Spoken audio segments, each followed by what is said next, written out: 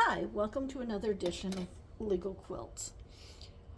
Before we get started in the wedding ring project, I want to direct you all to Instagram feed of Ready Set Stitch.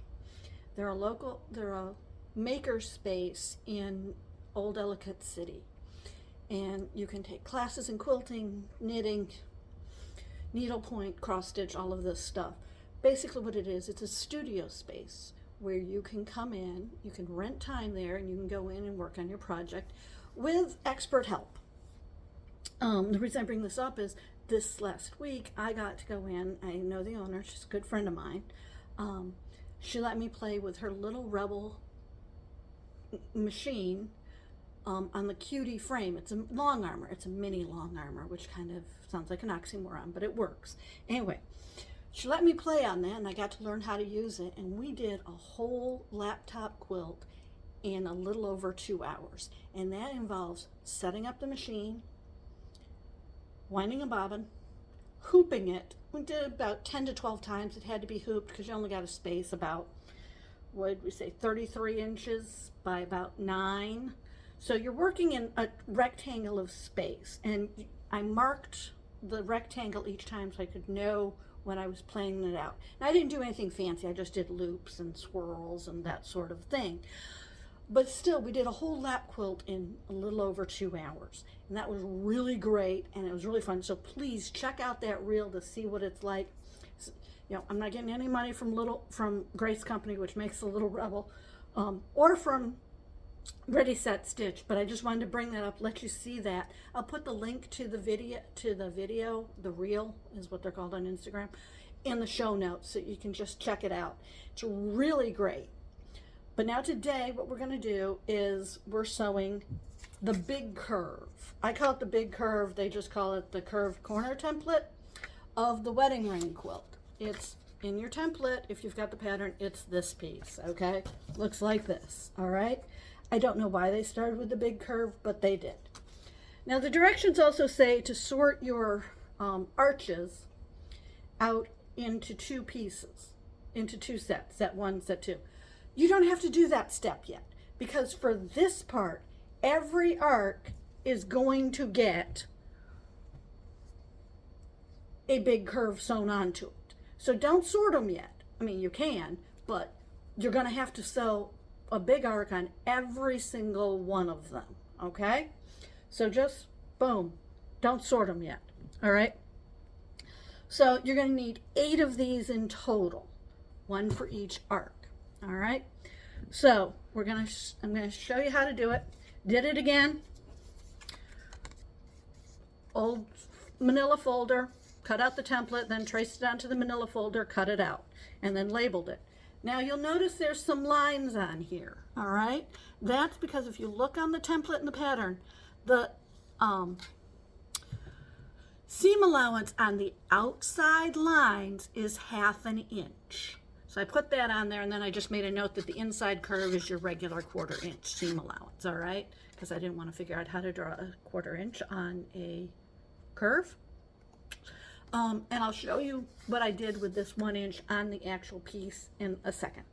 All right, although I got rid of that piece. Okay, so it's pretty simple. You're going to lay out your template, and the way I did this was 2 at a time. So you lay out your first template. I've got it facing this way, you see. Lay it out so that your corner piece is to your left, and your arms go down and to the right, all right? And there's a reason you do it that way. You can start out over here if it's easier, and just flip that if it's easier for right-handed people, and just trace around the outer edges of your circle, of your piece, all right? Boom, all right? Trace around, trace around. Now I have my fabric doubled over, so I'll be cutting 2 at once. I don't like to cut more than 2 at once. You could fold yours up 4 times if you feel more comfortable and you're sure that the bottom pieces here, that the bottom of your fabric won't slip and then you get your pattern all messed up. That's why I only like to do 2, because then you know it's not going to slip, or you have a better chance of holding it in place than from it slipping. So you've drawn 1 of them. Now I need 4 more. I already cut 2. So I'm going to flip it over and put the corner on the right side and the long arm here facing left. And where I'm going to put it is actually to save fabric. Whoops. Actually, I'm going to put it so the corner is down on the bottom here. If you do it across, you've got a big circle in the middle. All right. You've kind of wasted fabric. But if you bring it along, not quite touching, you want a little extra room. Okay. I mean, you can do it touching if you're really good at cutting. I'm not. So I left it so that it's not quite touching this piece. This inner corner here is not quite touching. See where I drew it? Okay, you can kind of see it in there. It's a little light, but it's going to touch right in there, and your corner is going to be opposite. Here's the corner I already drew. You want your corner to be opposite that. Hope you all understood that, but it'll make sense when you see what you cut, okay? So you lay that down so you've got a little space in the middle, and you just trace around it again. Whoops, got my fabric all. My fabric slipping, just like I said I didn't want it to. Okay, and you just draw. You just trace around your circle, your pattern here, your template. Boom, boom, boom, boom, boom. Okay.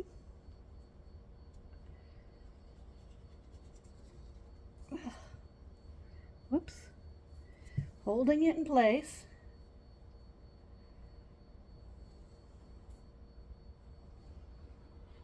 And there you go. And then, now that you've done that, you just cut them out, okay? Just going to cut those out. And what you get when you cut them out, you don't want to watch me cut them out, is you'll get this piece, you'll get 4 of these pieces, okay? And you get this piece left over in the middle that is, amazingly enough, the melon piece you need for the next step. Now it's a little bigger, but you can layer, when it comes time to do that, you can use these pieces, okay? It's a little bigger. You can use these pieces to cut your melons and save some fabric. Now remember, when we're doing this, these can be as scrappy as you want to be, but you want your background for each block to be the same. You can use a different background for each block, but you don't want each piece of the background to be scrappy. So then that just gets a little too much. You want your background to be somewhat uniform, okay? In this case, I'm using this nice sand one because while I was looking for a background fabric, I realized I could do a beach themed one of these, and that might happen. Stay tuned in about 3 years to see what happens, okay? Right now, I'm probably just going to do 1 block of this and then switch over to the beach theme one. But then you just cut out these blocks, and I'm not going to do that right now, all right? Because I've already got 1 cut out, all right? So you don't have to see me do that. I'll cut that later because I'm going to need them to do all 8 of them. So you've got this piece cut. And remember what I said about the 1 inch or the 1/2 inch on each of those? Take your ruler, take your fabric. I'm doing this left-handed, so I've got my long arm, I've got my corner up here, upper right, and my long leg pointing left, okay? So it looks like that, all right, when you're doing it. If you were looking at the opposite side, if you're looking at the wrong side. So on the wrong side, lay your ruler on your edge, and on the 1/2 inch line, put your 1/2 inch line right there, and just draw a line. I've already got the line drawn on this one, but I'm going to use my, not using disappearing ink, and just draw a line for your 1/2 inch seam allowance. Do the same thing on the shorter leg. flip it around, put your 1/2 inch line on there. Whoops, I was almost doing a 1/4 inch there. And draw your line. Okay. And draw your line. All right.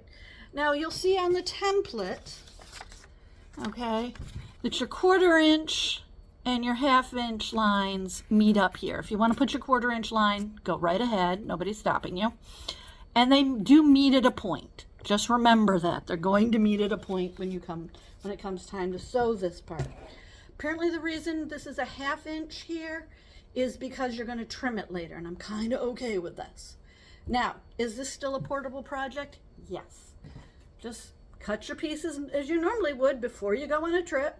Mark them all. Don't use the disappearing ink, but use ink that's going to stick around for a while. I use blue actually on this, my blue dressmaker's one. It's on the wrong side. You can use a pen if you want. Just make sure it doesn't bleed through. Okay? And that's all set for sewing. All right? Toss that in there for a second. Alrighty.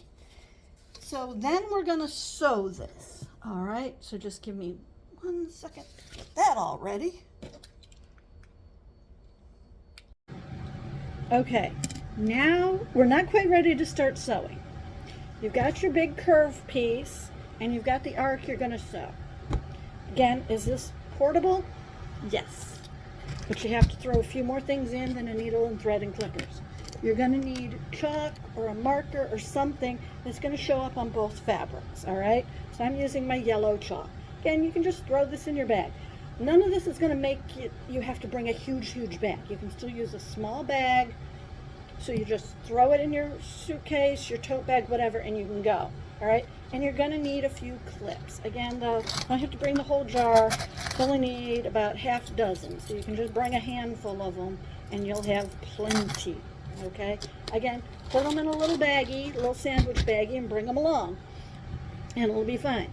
Because we're sewing curves, and if you look at it, you got this curve and this piece, and if you just did it, you would see they don't quite match, okay?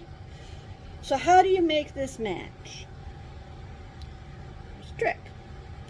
Take your curved piece, fold it in half. You can even skip the markers if you're really good. Fold it in half like this so that the legs come together and you're folding the corner piece, all right?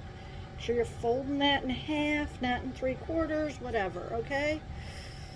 And finger press it just a little bit. And if you're really good at finger pressing, you don't even need this part, so you don't have to bring that along. But if you're not, like me,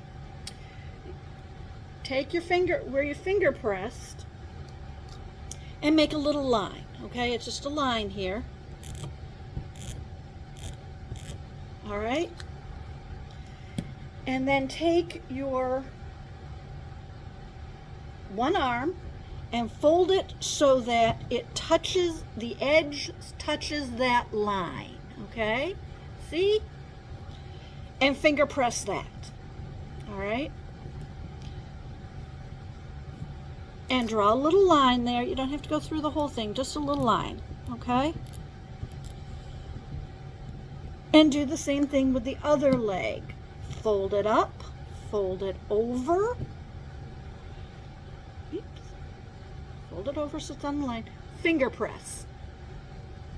Draw the line, all right? So you've got your lines. I'm making them a little darker, but it's chalk. Believe me, by the time you're done handling everything, the chalk has disappeared. Plus, this is on the wrong side. It's not going to show. So you can see I've got a line there, and a line there. Plus, you've got your ends. Those don't have to be marked. You can tell where the end is, all right? You're not ready yet. I know. Well, almost, though. Take your arc that you're going to sew. By the way, if you really wanted to, you could know how many you're going to do on a trip and pre-mark all of these, and then you don't have to bring this with you. All right? Same thing. Fold in half. This time, though, we're going to do it on the right sides together, and you'll see why in a minute, okay? right, you're going to mark on the right side. And again, you're just going to do this in the seam allowance, so you're just making a little mark. So if you use a pen, it doesn't matter, because it's going to be hidden by the seam allowance. All right, so you make a mark in the middle. Same thing, bring your end piece over, put it on the middle, put it on the line there, just like this. Okay, bring it over just like that, make a mark. Okay, finger press, make your mark. This seems like a lot of setup, but trust me, it makes it so much easier to sew. Same thing over here. Bring your piece over. Finger press. And yes, you've already pressed all your seam allowances on the arcs. Let me give you another arc here as I stick my camera arm in front of the camera. See, even I pressed my seam allowances all one way. Doesn't matter. You can go this way, you can go that way. It doesn't matter. But even I press them because it makes life so much easier. All right.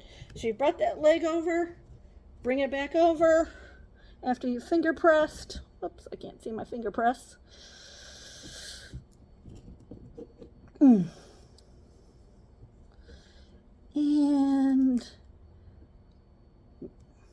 still can't see my finger press. Come on. It's a little harder with these pieces because you're at like 1 1/4, because 2 1/2 would be the middle. So 1 1/4 would be 1/4 the way through. All right. But it's really important you get it in the right place. All right. So you've done that. Now you've got all your marks, and I marked on the wrong side. Let's try that again. Your mark should be on the outer ring. So I did that wrong. Let's try that again. Although since I've already got my marks here, let's do that right. Alrighty. I did that the first time I did it too. But you got your marks on the inner ring already, which will really help. It's okay that you did that because you're going to need them later. That I did that because I'm going to need them later. Because of the curves, it's not going to be in the exact same spot. All right, so again, fold it over, make your thing. You're doing it on the upper part. See, you get to see mistakes in real time. Everybody makes mistakes. They're not the end of the world. At this point, it's the easiest correctable. And even like I said, the mistake doesn't hurt because you're going to need that mark down there later anyway when it comes time to sew the melon, because you're going to be working on a curve again anyway. All right, this technique works for any curved piece. So if you're doing drunkard's path, anything like this, it goes a lot smoother. Okay, so now you've made all your marks in the correct way. Take your arc, you take your piece, your big curve, lay it at the top of the arc. Again, they're not going to match, that's okay. But what you do is flip it over so they're right sides together. And you take your clips, and where that first one meets, first you do the middle one. This is just kind of like doing borders. You start at the middle and work your way out. Sort of. Match your middle marks. There's my middle mark there. There's my middle mark. Sorry, you almost can't see it, but trust me. Match your middle marks. And then, no, you don't go to work your way out. Match your ends up next, okay? End, end. Match your ends up. I'm going to clip it on the outside there so it's not really in my way. Match your end up here. Okay. Yeah, it's going to be puffy a little bit, but that's okay. All right. Match your ends up. You see you got all this and all that in there, okay?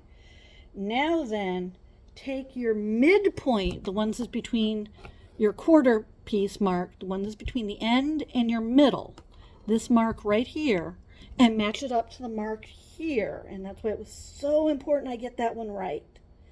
Match it up there, Okay, and pin it. And then match the same thing over on the other side. Match it up and pin it. Right? All right. Now, you notice that there's a lot less fluff in there. All right? There's a lot less space in there. That's why. What you're basically doing is basic geometry. I know we're all groaning now because we're remembering high school geometry class. But that helps you match the inner circle, the inner of this, the inner curve of your big curved piece with the outer curve of your arc.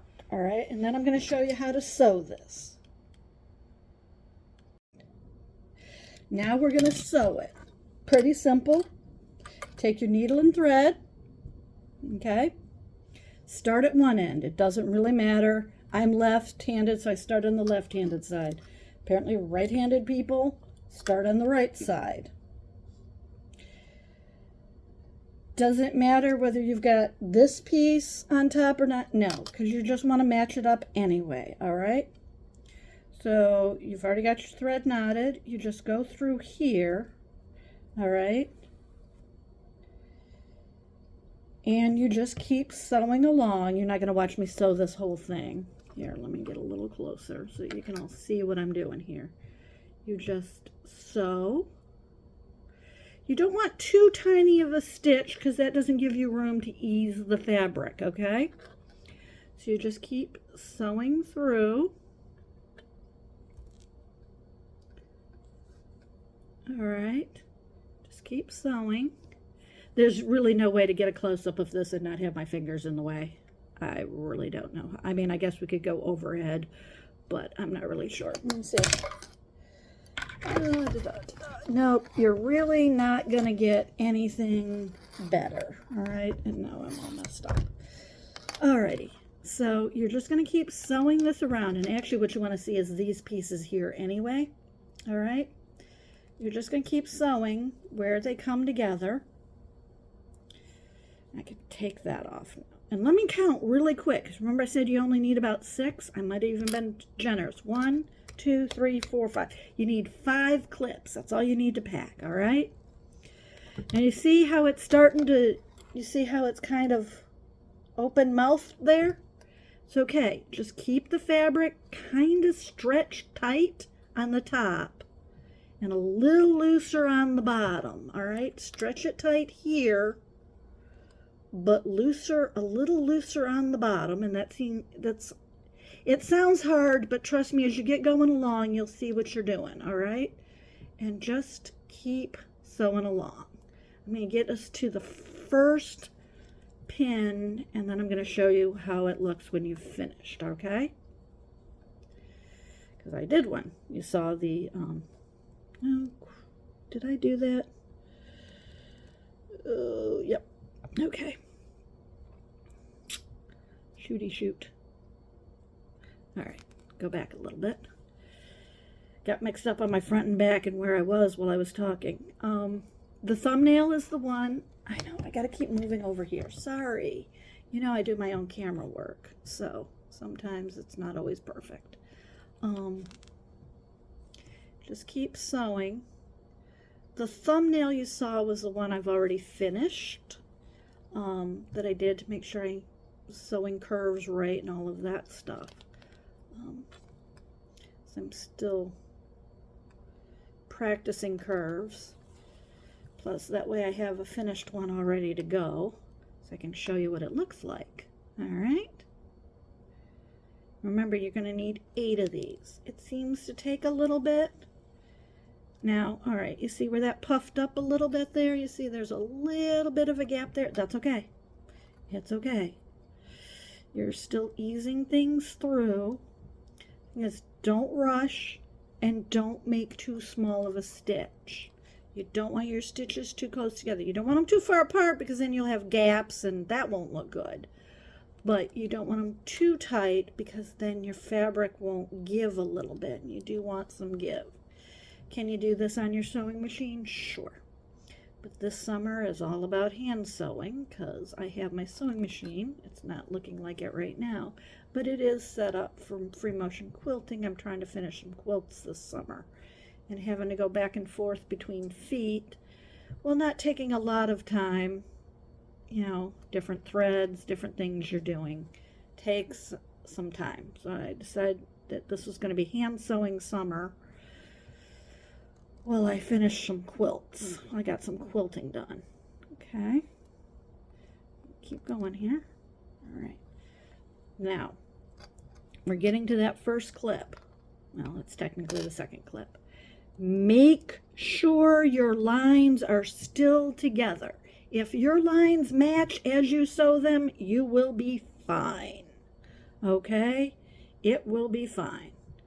Now, just sew that, and then I'm going to stop so that y'all can see the finished product. Because you just keep sewing around, making sure your lines are matched. It's just straight hand sewing, folks.